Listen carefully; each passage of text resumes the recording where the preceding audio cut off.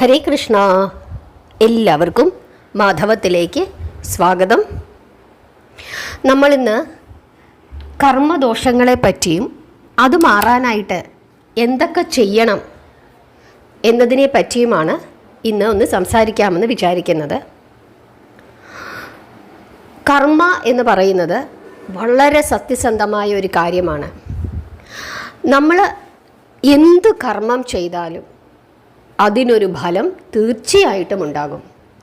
അത് നല്ലതായിക്കോട്ടെ ചീത്തയായിക്കോട്ടെ, 100% ഉറപ്പാണ്.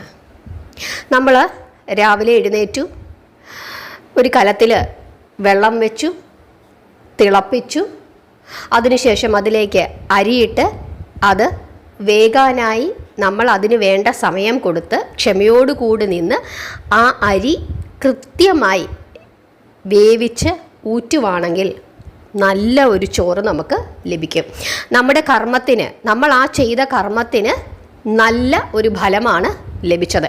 നമ്മൾ ക്ഷമയോടുകൂടി നോക്കി നിന്നു. എന്നാൽ ധൃതി പിടിച്ചിട്ട് പെട്ടെന്ന് തന്നെ അത് ഊറ്റിയാൽ എന്താ സംഭവിക്കുന്നത്? ആ അരി നന്നായിട്ട് വേഗത്തില്ല. അപ്പോൾ നമുക്കതിന് കിട്ടുന്ന ഫലം എന്തായിരിക്കും? വേകാത്ത ചോറായിരിക്കും.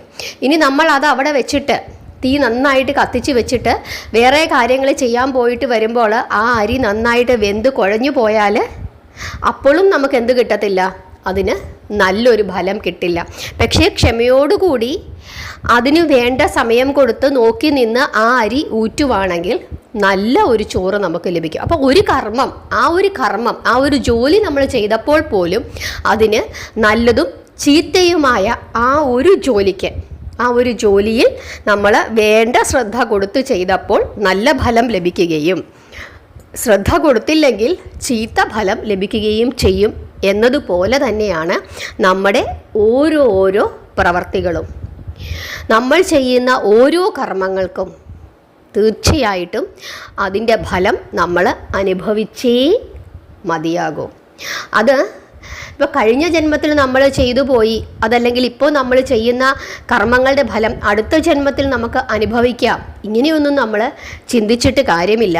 ഏത് ജന്മത്തിൽ ചെയ്താലും അതിൻ്റെ ഒരു ഫലം നമ്മൾ അനുഭവിക്കുക തന്നെ വേണം. അപ്പം നമ്മൾ വിചാരിക്കും, ജനിച്ചപ്പോൾ മുതൽ നമുക്കിങ്ങനെ ദുഃഖവും ദുരിതവും ഭയങ്കരമായ പ്രയാസങ്ങളാണ്. ഇപ്പം നമ്മൾ ആലോചിക്കുക, ഭയങ്കരമായ പ്രയാസങ്ങൾ നമ്മൾ അനുഭവിക്കുന്നുണ്ടെങ്കിൽ, തീരാ ദുഃഖം നമ്മൾ അനുഭവിക്കുന്നുണ്ടെങ്കിൽ നമ്മൾ ചിന്തിക്കുക, ഭഗവാന് നമ്മളോട് അതിഭയങ്കരമായ സ്നേഹമാണുള്ളത്. കാരണം ഈ ജന്മം കൊണ്ട് തന്നെ നമ്മൾ ആ ദുരിതങ്ങളെല്ലാം അനുഭവിച്ച് തീരുകയാണ്.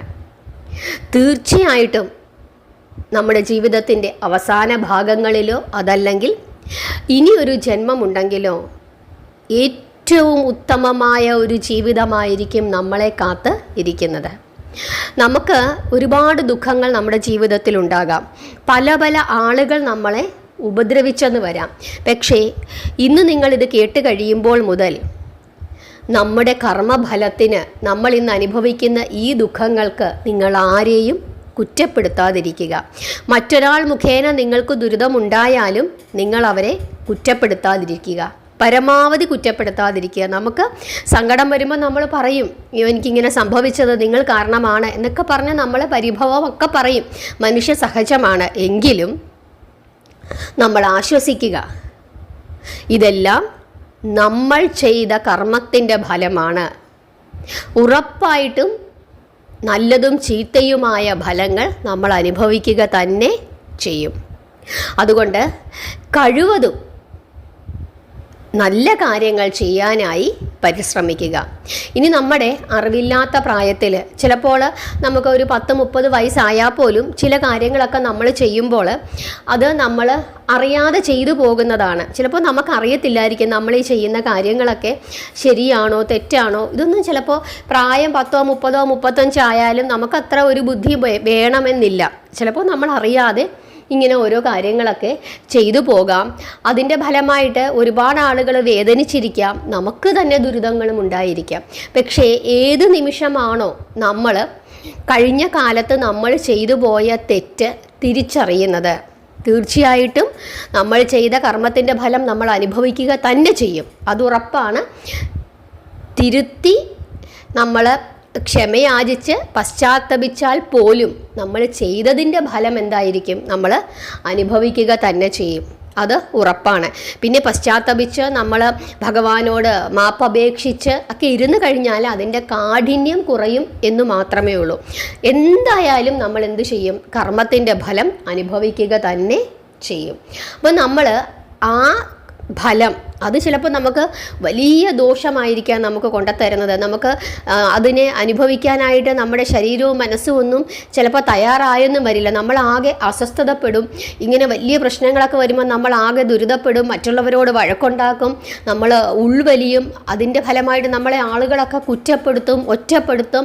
നമ്മൾ ആത്മഹത്യ ചെയ്യണമെന്ന് വരെ നമുക്ക് ചില സമയത്ത് തോന്നിപ്പോകും, ഇറങ്ങിപ്പോകണമെന്ന് തോന്നിപ്പോകും. ഭ്രാന്തി പിടിക്കുന്ന അവസ്ഥയൊക്കെ ചില സമയത്ത് എന്ത് ചെയ്യും?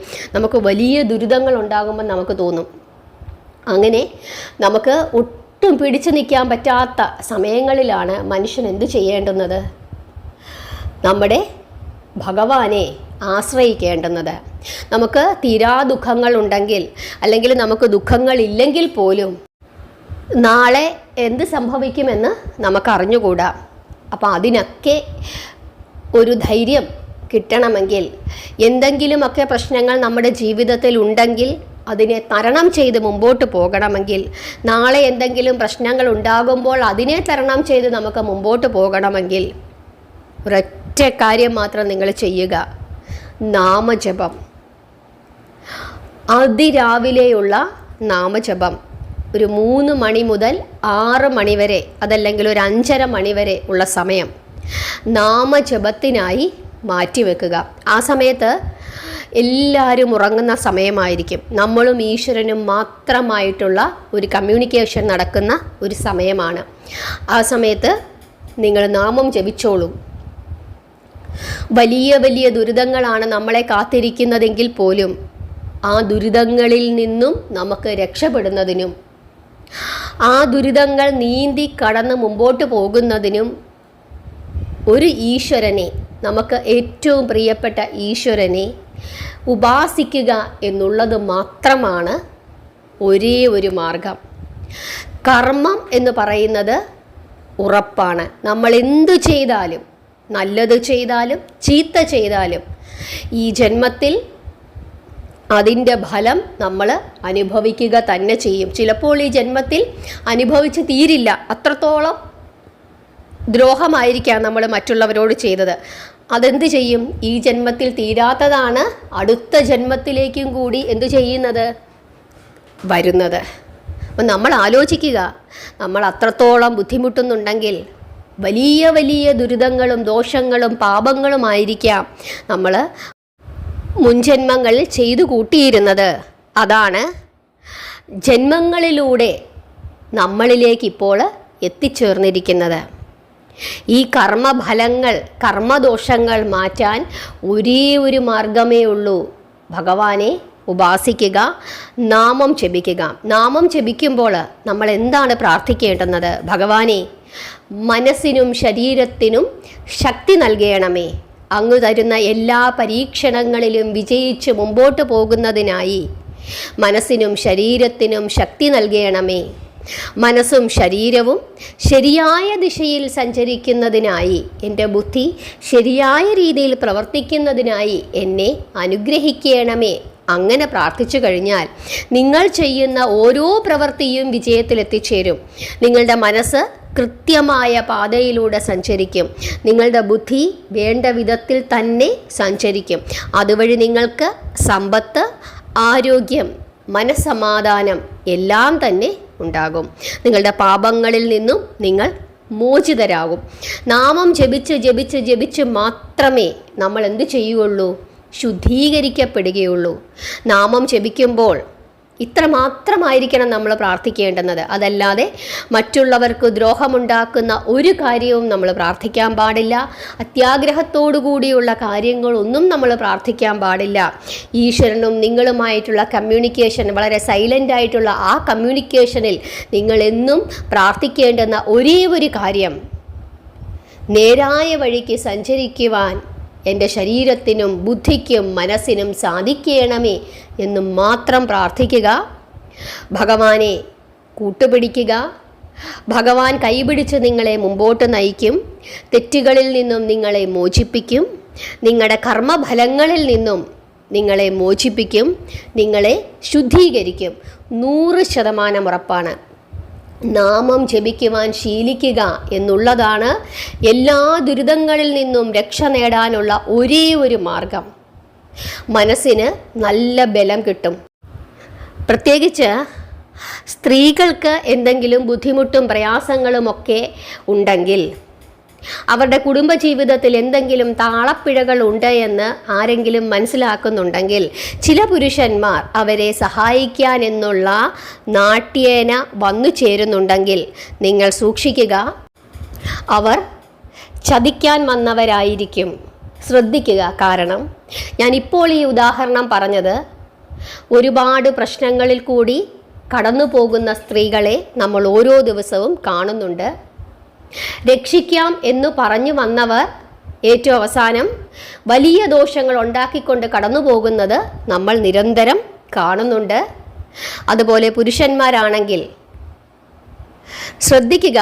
ഏതെങ്കിലും രീതിയിലുള്ള പുരുഷന്മാരോ സ്ത്രീകളോ നിങ്ങളെ മണിയടിച്ച് നിങ്ങളുടെ സമ്പത്തും മറ്റുള്ളതുമൊക്കെ കവരാനായി ആളുകൾ വരുന്നുണ്ടെങ്കിൽ എല്ലാവരെയും ഒരു നിമിഷം നിങ്ങൾ ശ്രദ്ധിക്കുക.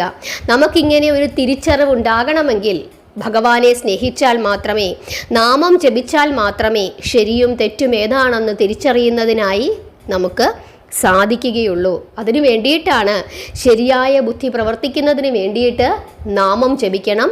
കുട്ടികളെ നാമം ജപിക്കാനായി ശീലിപ്പിക്കണം. കുഞ്ഞു കുട്ടികളായിരിക്കുമ്പോൾ മുതൽ അവരെ നമ്മുടെ കൂടെ ഇരുത്തി നാമം ജപിപ്പിക്കണം. അതിനാദ്യം രക്ഷകർത്താക്കൾ നാമം ജപിച്ച് കാണിച്ചു കൊടുക്കണം. എങ്കിൽ മാത്രമേ കുട്ടികൾ ആ വഴിക്ക് വരികയുള്ളൂ.